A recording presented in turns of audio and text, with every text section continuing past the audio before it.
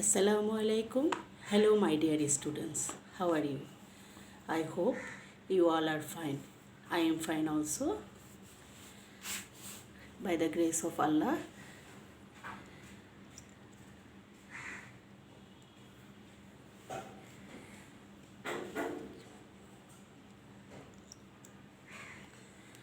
I am Selina Akhtar going to take a class on business entrepreneurship for class 10. So, welcome to my class. Today, I am going to take a class on business entrepreneurship, topics partnership business. Students, you know, partnership business is an important topic of your subject, so let's start. From this class, you will be able to know the concept of partnership business, formation of partnership business, characteristics of partnership business, deed of partnership, contents of partnership.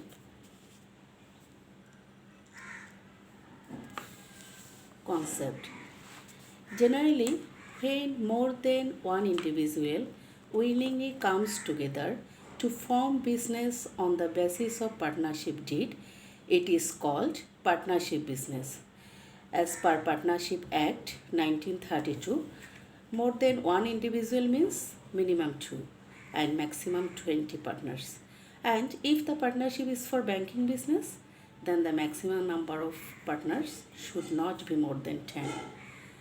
So, students, remember it, the maximum number not more than 10 in case of banking business, and in case of general partnership, the maximum number not more than 20 and the minimum number in both cases is 2. Formation. Like sole proprietorship business, formation of partnership business is very easy. There is no legal complexity in it. At least two eligible persons entering into contract can start the business, but there is no hard and fast rules that the agreement is to be written. The existing partnership law of 1932 in Bangladesh did not make agreement and registration mandatory. So, the business can be operated by oral agreement.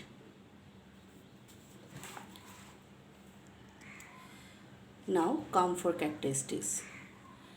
Formation of partnership business is very easy since there is no legal complexity. The agreement between the partners work as the basis for the partnership business. The business is formed, operated and controlled on the basis of relation based on agreement. Number 3. The partners in the business supply their fund according to the agreement.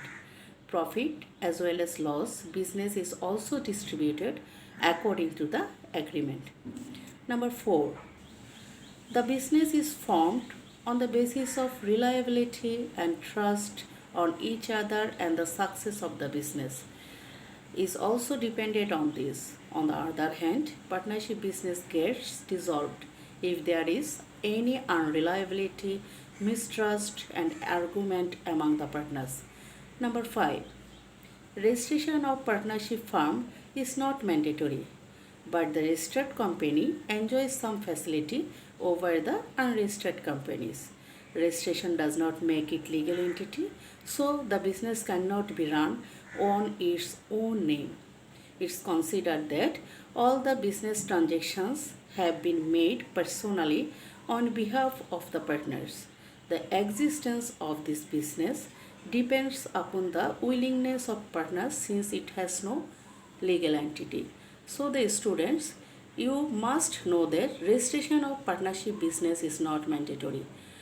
If you asked that why it is necessary to register the firm, I think you can answer this because registered firm enjoys some extra facility against the unregistered firm. Registered firm can sue against third party, but unregistered firm cannot sue against third party. It cannot claim any receivable receivable against the plaintiff of for being unregistered. Besides, unregistered partnership firm cannot sue against any third party to claim taka more than 100.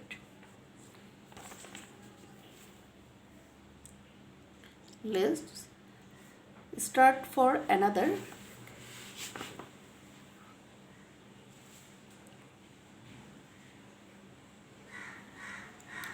characteristics. So let's go for deed of partnership business. You know, deed of partnership business is the basis of the business. Partnership business is formed with an agreement between two or more people. The agreement can be oral or the agreement can be written and registered. You have already know it is not mandatory to register the agreement to start a partnership business. It does not matter whether the agreement is oral, written, registered or unregistered. Written agreement is called partnership deed. I say again, written agreement is called partnership deed.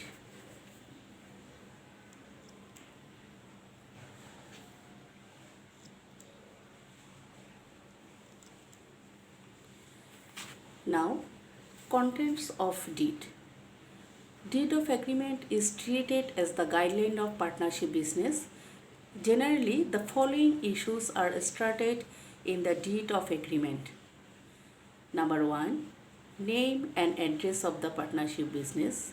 Number 2, nature, objective and scope of business. Number 3, expiration or validity of the business. Number 4, total capital of the firm. Number 5, name, address and profession of the partners. Number 6, capital to be paid by each partner and payment method. Number 7, rules to run the business. Number 8, introduction of the partners who will directly run the business. Number 9, profit and loss distribution method. Number 10, responsibilities, power and rights of the partners. Number 11, name of the bank, address and nature of account to be opened.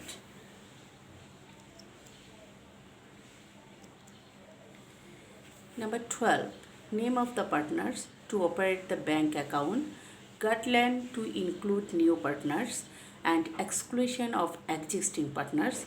Number 14, estimation, reservation and repayment method for share in case of death of partner.